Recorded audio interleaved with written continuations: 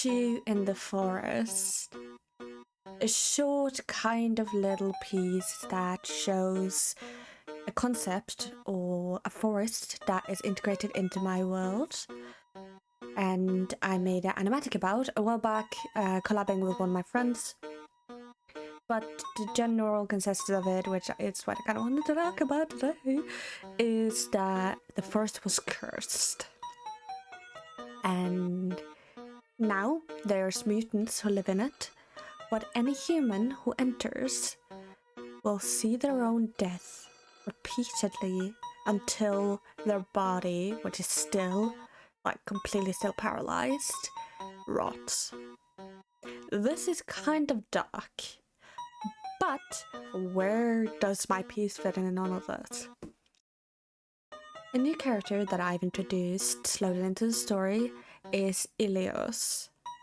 He is a demigod, therefore not human. And in one part of his story, he is lured to Willow Creek.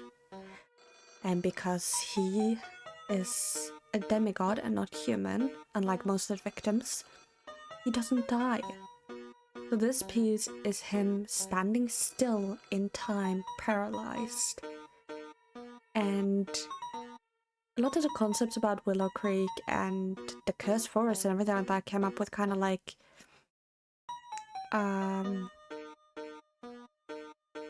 the angels in Doctor Who. You know which ones? The statues, and also just wanting the concept, because first of all the concept was that no one lived in the forest, but because there are animals in our real world who act differently to sounds, which is the main thing that drives people insane, there are mutants who do live in the forest further in. It's like a thick ass forest, and I thought it would be really cool to have like have them live in the inner side of the forest, and once the outside is cursed for humans, so no one enters, and those who do, you know, are given the fate of you know, becoming kind of quote-unquote statues.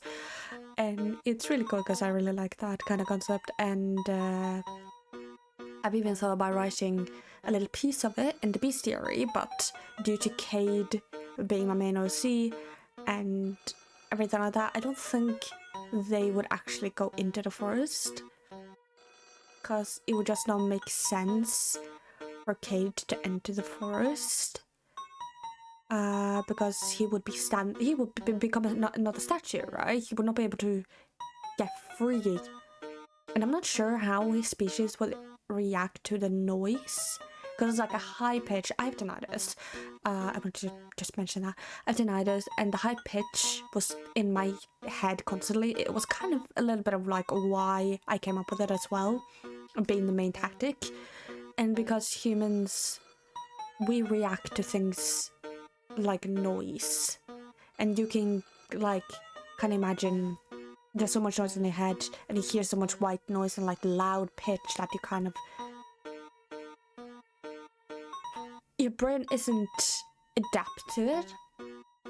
So I thought that would be really cool. And though Ilios will be a part of Cade's story, so he does not die, spoiler alert, this piece was kind of inspired by a bunch of art pieces that I've seen around with people in forests and overgrown forests and that kind of vibe.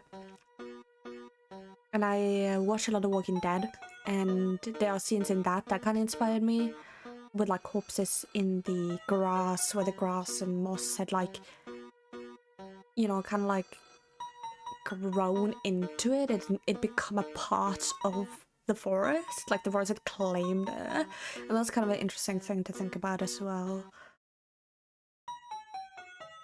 So this piece was probably the hardest I've done so far, because it was not only a background, but it was also drawing all of the vines, all of the moss, all of the leaves. And I'm still not 100% like happy about it, but that's just me being a perfectionist, because I rarely find anything I make 100%. But it was probably the hardest piece I've made. It took me 2 days to make, which is like the normal amount of time it takes me. But I had to take breaks because it was just a lot of drawing the same thing over and over again, which I'm kind of used to because I used to do animations, but it was still really hard, and I had a challenge trying to render Ilios's face, the moss, the vines, all of that, because that's not something I've usually done. It's usually just a pose with a person in the middle, or like, you know, something around there, just focus on the person rather than the environment they interact with. So it's kind of interesting. I don't think I did brilliant. I think there's a lot I could study up on, but I'm currently in a phase where I'm not really sure what I should do better. So if you have any tips, anything you would like to see me improve on, any suggestions, please leave them in comments down below. And yeah, I think that's going to be be the end of this video. So thank you for watching. Have a good night.